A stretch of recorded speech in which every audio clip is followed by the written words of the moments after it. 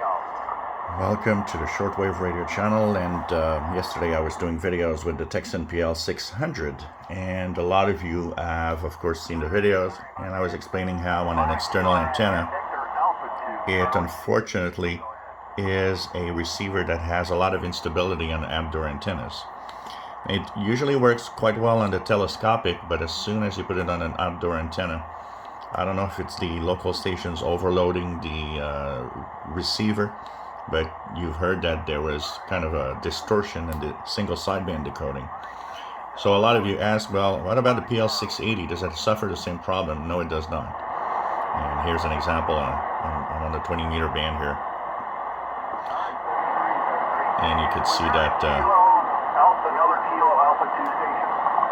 that it actually is stable and clear, and that is probably an advantage. And I think when they made the 600 series, the 600, the 660, the 680, I think it was taking the design of the 600, but improving upon some of the flaws that the 600 had. The other thing that you'll notice is that the audio of the 680 is also much better, doesn't have that distortion of the 600. Plus, another thing that's cool is it has separate upper and lower sideband, so it makes it a little easier to tune in single sideband, because now you don't have to search with the BFO and try to guess if you're on upper or lower sideband while tuning around. So it's definitely an advantage, and it definitely makes this 680, if you want to have a radio that is a PLL driven receiver, does not mute when tuning, it's obvious that this receiver is a much more interesting radio than the original 600, and definitely has a much better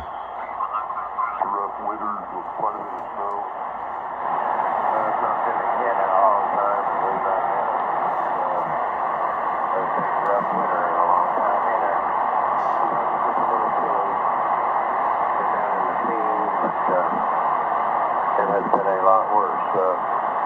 I suspect up there where you are, probably a lot different than that. Go ahead.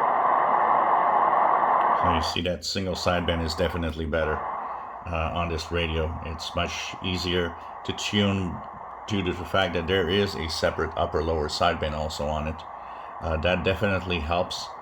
And like I said, the audio is better, no harshness in it, and overall. But you got to be careful, because the PL-680, unfortunately, some have an off frequency.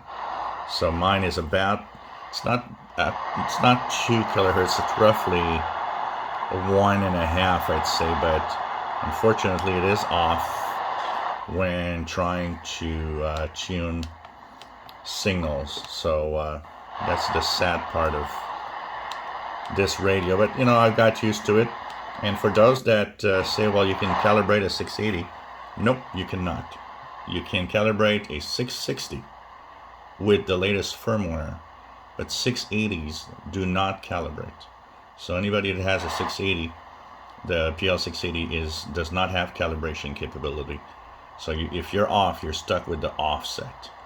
And that's what probably is the big negative side to the 680, the fact that it's 1 to 2 kilohertz off. And of course, when you ask Tecsun why, they're going to tell you, well, it's within the margin of error of their specifications.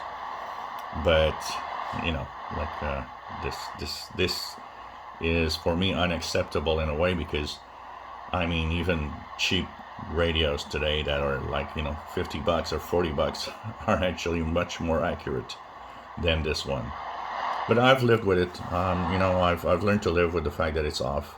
In single sideband, it's not. That's the weirdness of it. It's only in AM mode for some reason. So you got to be careful. If you buy a 680, it's not impossible you get one that's off by 1 or 2 kilohertz. And I noticed, but not everybody notices that it necessarily is off. So it takes some ear. You see here that it receives better around 1 or 2. This is much better. So this is really a pretty good receiver. If it wasn't for the fact that it's off, it would be probably one of the best PLL synthesized receivers out there. And for those that talk about the signal indicator that is useless because it always shows way too much signal, it doesn't matter personally. You know what? Because I find that always looking at the S meter or looking at graph bar indicators is not necessarily a great indication. Almost no portables that I know of have accurate readings on their meters. So, you know, and even the signal to noise ratio that newer radios have with the DSP chip, they're not accurate. And so it's really like, you know, listen and use your ears to know if a signal's good or not, much more than an indication that is often not accurate. So, and even big tabletop receivers don't necessarily have accurate readings also. If you enjoy my videos, please subscribe, give us a thumbs up. Thank you for watching.